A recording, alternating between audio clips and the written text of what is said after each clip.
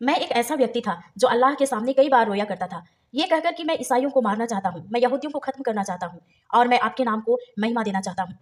Iran सरकार के साथ मिलकर हमने ईसाई दुनिया के लिए बहुत सारी बुरी चीज़ों की योजना बनाई, यहूदियों के लिए क्रूर चीज़ें, उन्हें धोखा देने की योजनाएं। लेकिन परमेश्वर की कृपा को देखिए, आज मैं यहाँ उसके नाम की महिमा के लिए बोल रहा हूँ। और एक समय था जब मैंने चर्च को तोड़ने की कोशिश की, लेकिन अब मैं परमेश्वर के चर्च को स्थापित करने की कोशिश कर रहा हूँ। But by the grace of God, I am here, speaking for the glory of His name. मैं ईरान देश से बिलोंग करता हूँ और मेरा जन्म एक इस्लामी परिवार में हुआ था। सीखने में मैं बहुत तेज था और इसलिए उन्होंने मुझे परिवार में धार्मिक लड़का होने के लिए नामांकित किया और मैंने बहुत जल्दी अरबी पढ़ना और कुरान का पाठ करना सीख लिया और मात्र 9 साल की उम्र में ही मैं प्रसिद्ध हो गया। लोग मुझे अपने धार्मिक समारोहों में भी बुलाते थे और मैं उनके लिए कुरान पढ़ता था। आप एक 9 साल के लड़के की कल्पना करें। हम बचपन से ही सीखते हैं कि ईसाई और यहूदी अशुद्ध हैं, यह कुरान में लिखा है। हमने मस्जिद से और समुदाय से सीखा है कि उन्हें मत छुओ, अगर आप उन्हें देखते हैं तो उनसे हाथ ना मिलाएं क्योंकि वे अशुद्ध हैं और फिर आप अशुद्ध हो जाते हैं और अगर आपने उन्हें छुआ है तो आपको जल्दी से अपने हाथ धोने की जरूरत है। उनका मानना है कि ईसाई और यहूदी लोग आध्यात्मिक रूप से अशुद्ध हैं, वे मानव जाति नहीं हैं और हमें ये बचपन से ही बताया गया था कि वे दोनों ग्रुप के लोग मानव जाति नहीं हैं, इसलिए वे बस मरने के लायक हैं और आपको उनके प्रति कुछ भी महसूस करने की जरूरत नहीं है। लेकिन एक दिलचस्प वाली बात बताना चाहता हूँ। जब मैं 12 साल का था तब मेरी पहली कहानी यीशु से शुरू हुई। एक दिन हमारे खेल के समय में हम स्कूल के खेल के मैदान में खेल रहे थे। 7 लड़के एक साथ वहां आए और एक दूसरे के साथ खेलने की कोशिश कर रहे थे। एक दूसरे के साथ खेलने के लिए एक खेल भी ढूंढ रहे थे। लड़कों में से एक ने कहा कि मुझे एक खेल पता है। उसने अपनी नोटबुक से एक कागज लिया जिसे 7 भागों में विभाजित किया गया। एक कोने में वो लड़का गया और अंदर कुछ लिखा। प्रत्येक ने उन्हें मोड़ा और बहुत अच्छी तरह से रोल किया और हमारे पास आया और उन्हें बहुत अच्छी तरह से मिलाया। उसने कहा कि यह खेल है, हम में से हर एक शुरुआती बारी लेने जा रहा है। हम में से कुछ लड़के आखिरी बनने के लिए लड़ रहे थे, लेकिन मैं सफल रहा। मैं 7वां था। मैंने इसे खोला। सबसे पहले जिसने इसे खोला वहां लिखा था तुम शिक्षक बनोगे और खुशी से लड़के कूदने लगे। इस तरह हमने एक दूसरे के साथ अपना समय मजेदार बनाने की कोशिश की। फिर दूसरे ने पढ़ा तुम महापौर बनोगे। फिर तीसरे ने पढ़ा तुम इंजीनियर या सेना अधिकारी बनोगे। इस तरह एक के बाद एक सब अपना अपना पर्चा पढ़ते गए और मजे करते रहे। लेकिन अब मेरे पर्चे खोलने का समय आया। अंत में मैंने इसे खोला जहाँ लिखा था तुम एक ईसाई बनोगे। मेरे लिए ये अब कोई मजे की बात नहीं थी। मैं बहुत शर्मिंदा था क्योंकि मैं उनसे ज़्यादा धार्मिक प्रवृत्ति वाला था। लेकिन इसके बाद मैं बस शर्म से भरा हुआ और गुस्से में मेरा चेहरा बदल गया और मैंने सोचा कि मुझे जाकर इस लड़के को मारना होगा और मैंने उस पर हमला किया और वह चिल्लाने लगा। लेकिन मैंने कहा कि मैं तुम्हें मारने जा रहा हूँ क्योंकि तुमने मेरे लिए ऐसा क्यों लिखा। और वह रो रहा था। उसने मुझसे कहा क्या मैंने ये तुम्हारे लिए लिखा था? तुमने नहीं देखा, मैंने उन्हें बहुत अच्छी तरह से मिला दिया था और शायद ये मेरे हाथ में भी आ सकता था। ये मेरी गलती नहीं है, ये तुम्हारी समस्या है, यह तुम्हारा भविष्य है। फिर मैंने उसे नहीं मारा, लेकिन मैं उनके साथ अब खेलना बंद कर दिया और मैं एक दूसरे जगह पर बैठकर खूब रोया और अल्लाह से मैंने शिकायत की कि आपने मुझे इस लड़के के कारण क्यों शर्मिंदा किया। और इसके बाद मैंने अपनी हाई स्कूल की पढ़ाई पूरी की और विश्वविद्यालय में प्रवेश लिया और वहाँ मैं एक कट्टरपंथी मुसलमान बन गया। मैंने आयतुल्लाह किनी का अनुसरण किया और उनके मार्गदर्शन से हमने मध्य पूर्व में सबसे शक्तिशाली राजा को उखाड़ फेंका और राजा वहाँ से भाग गया। हमने उस देश पर कब्जा कर लिया और उस दिन मैं कई अन्य छात्रों के साथ खुशी के मारे रोने लगा।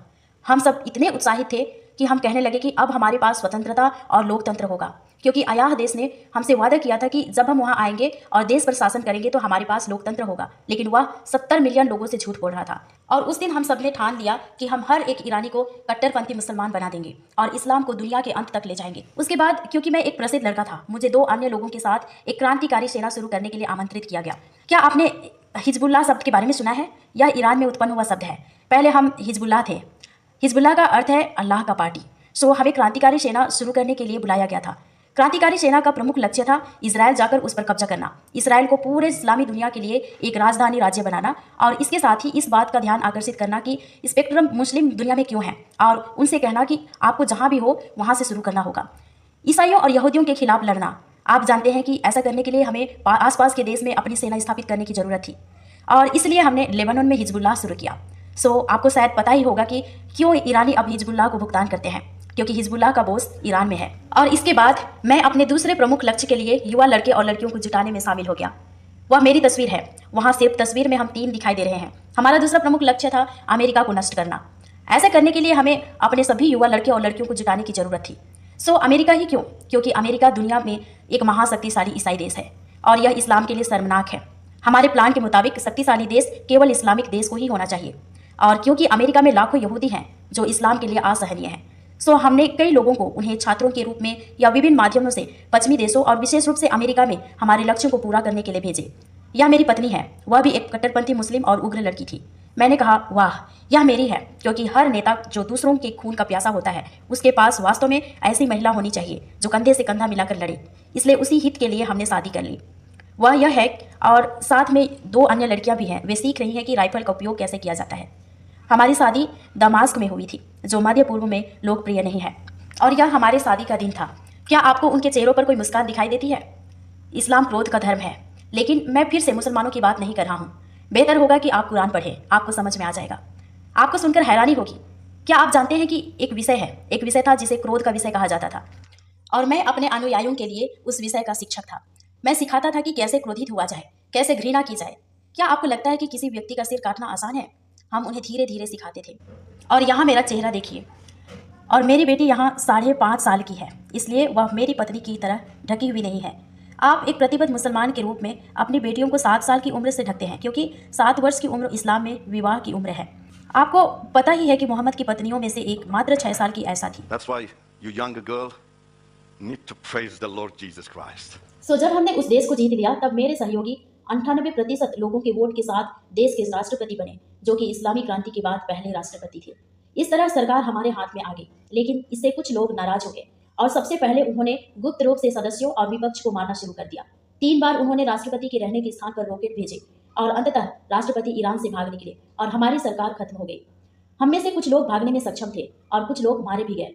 मैं उनमें से एक था। रात के समय हमें अपहरण कर लिया गया था और एक मृत सेल में डाल दिया गया था।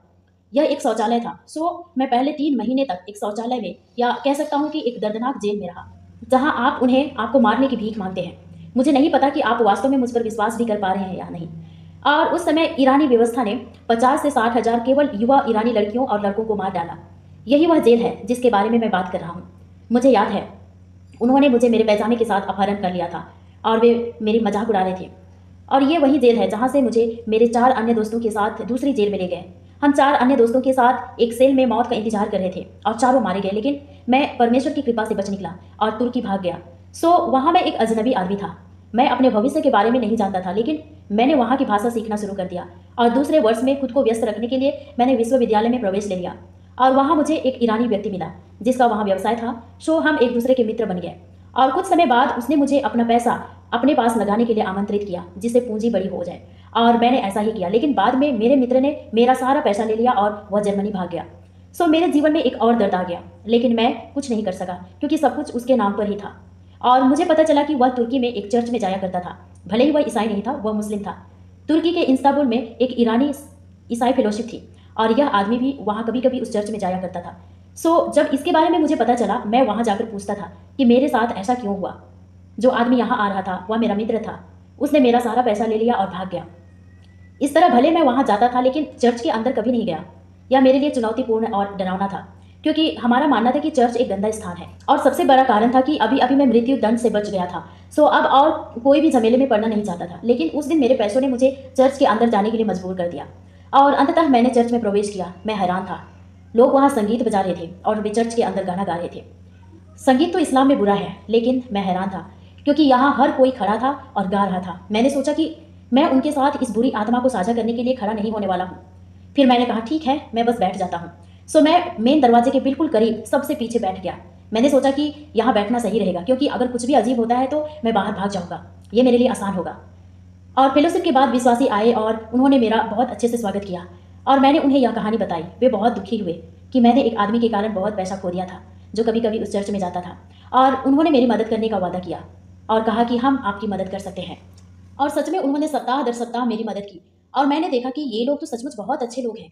हे प्रभु, हम तो इन लोगों को अनैतिक लोग कहते हैं। हम इन लोगों को अधर्मी, काफिर, अशुद्ध लोग कहते हैं। फिर मैंने कहा कि ये अधर्मी, अशुद्ध लोग कितने अद्भुत हैं। वे खुशी खुशी एक मुसलमान की मदद कर रहे हैं, जबकि हम कहते हैं कि उन ईसाइयों को मत छुओ। लेकिन ना केवल ये हमें छू रहे हैं, बल्कि वे हमारे लिए अपना समय, अपना पैसा बलिदान कर रहे हैं। और उस दिन आराधना का संदेश भी बहुत शानदार था और पहली बार मैं उनके संदेशों से हिल गया। उन्होंने कहा कि हम अब शैतान के नहीं हैं, हम परमेश्वर के राज्य के हैं। परमेश्वर शक्तिशाली है ना? और हर मुसलमान भी जानता है कि ईश्वर शक्तिशाली है और हर धार्मिक समूह के लोग अपने ईश्वर को शक्तिशाली कहते हैं। लेकिन वह आपको यहाँ क्यों नहीं बचा पा रहे हैं? ये एक बड़ा सवाल है।